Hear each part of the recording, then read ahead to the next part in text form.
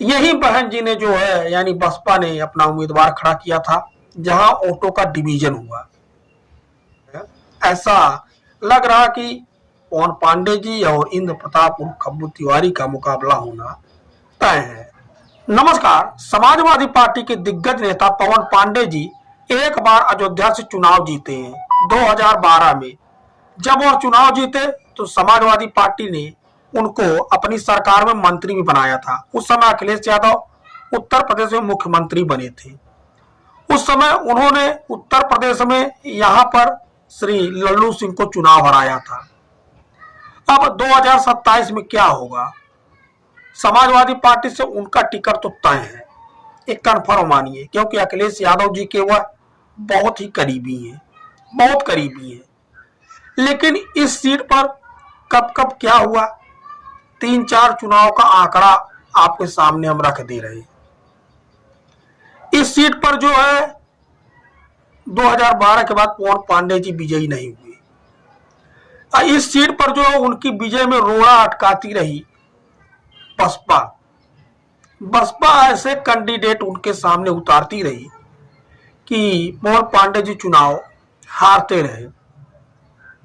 2012 में जब पवन पांडे जी विजयी हुए, उस समय बसपा ने ऐसा प्रत्याशी दिया कि भारतीय जनता पार्टी के वोटों में डिवीजन हो गया, तब जाकर के पवन पांडे जी यहां विजयी हो गए। उसका भी आंकड़ा आपके सामने रखेंगे और 2017 का भी आंकड़ा आपके सामने रखेंगे, 2022 का भी आंकड़ा रखेंगे। लेकिन उससे पहले हम आपके जो है 2007 के चुनाव में ले जाना चाहते हैं। 2007 में लल्लू सिंह यहाँ चुनाव लड़े थे भारतीय जनता पार्टी से, और तब यहाँ से समाजवादी पार्टी में खब्बू तिवारी जी चुनाव लड़े थे।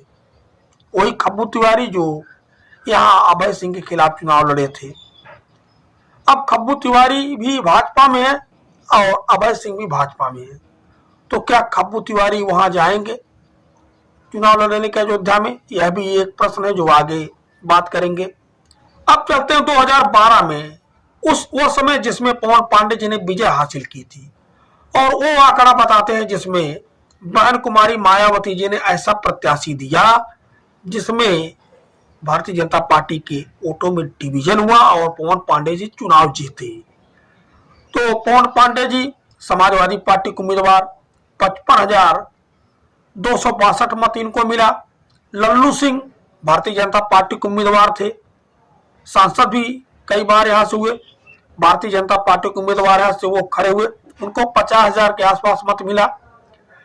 और बसपा ने यहां से उम्मीदवार उतार दिया वेद प्रकाश गुप्ता जी को बनिया समुदाय से। यहाँ जो है बसपा ने बनिया समुदाय का कुछ मत बांट लिया, क्योंकि वेद प्रकाश गुप्ता जी काफी दिनों से एक्टिव थे। अगर 2002 के चुनाव में आपको लेके चलेंगे तो वेद प्रकाश गुप्ता जी तब समाजवादी पार्टी से चुनाव लड़े थे 2002 का। तो इस तरह से जो है अब आपको ले चलते हैं 2017 के चुनाव में। 2017 का जो चुनाव है उसमें तेज नारायण पांडे जी चुनाव लड़े समाजवादी पार्टी से, इनको सिर्फ 56,000 मत मिला। वेद प्रकाश गुप्ता भारतीय जनता पार्टी से लड़े, इनको 1,07,000 मत मिला। यही बहन जी ने जो है यानी बसपा ने अपना उम्मीदवार खड़ा किया था, जहां ऑटो का डिवीजन हुआ। मोहम्मद बजमी सिद्दीकी मुस्लिम कैंडिडेट दिया, ऑटो का डिवीजन हुआ, 40,000 आसपास मत जो यहां बट गए और पवन पांडे 2017 में चुनाव हार गए। फिर 2022 आया, 2022 के चुनाव में वेद प्रकाश गुप्ता एक बार फिर से भारतीय जनता पार्टी के प्रत्याशी बने, 1,13,114 मत मिला। पवन पांडे जी को 93,224 मत मिला।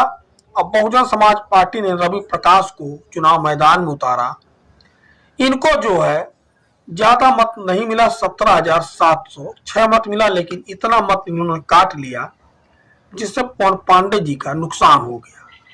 यानी बहन जी जो है पवन पांडे जी को रास्ते का रोड़ा यहाँ बनती आई, वह चुनाव नहीं जीत पाए। अब आया 2027, तो 2027 के चुनाव आने वाला है। अब यहाँ वेद प्रकाश गुप्ता जो मौजूदा विधायक हैं भारतीय जनता पार्टी को, वह काफी बुजुर्ग हो चुके हैं, तो ऐसे में जो है उनका टिकट कटना निश्चित है। यहाँ अभय सिंह और इंद्र प्रताप उर्फ खप्पू तिवारी, एक सीट पर 2 लोग हैं। समाजवादी पार्टी ने गोसाईगंज सीट पर लौटन राम निषाद को अपना कैंडिडेट लगभग घोषित कर दिया है। अब उनके सामने सुनने में आ रहा कि अभय सिंह चुनाव लड़ेंगे। ऐसे में इंद्र प्रताप उर्फ खप्पू तिवारी कहा जाएंगे, जो बाहुबली नेता है। उनके लिए 2 सीट जो है बचती है, एक तो बीकापुर और दूसरी जो अयोध्या की। तो अयोध्या में वह पहले चुनाव लड़ चुके हैं, अयोध्या की सीट जो उनके लिए बचती है, तो वह अयोध्या जाना पसंद करेंगे या बीकापुर। बीकापुर जो है उनके लिए सुरक्षित नहीं है, क्योंकि बीकापुर से भारतीय जनता पार्टी जो उम्मीदवार हैं यादव जी, वह जो है सीट जल्दी रिक्त नहीं करेंगे। तो अयोध्या जो है ऐसा लग रहा कि पवन पांडे जी और इंद्र प्रताप उर्फ खप्पू तिवारी का मुकाबला होना तय है। धन्यवाद।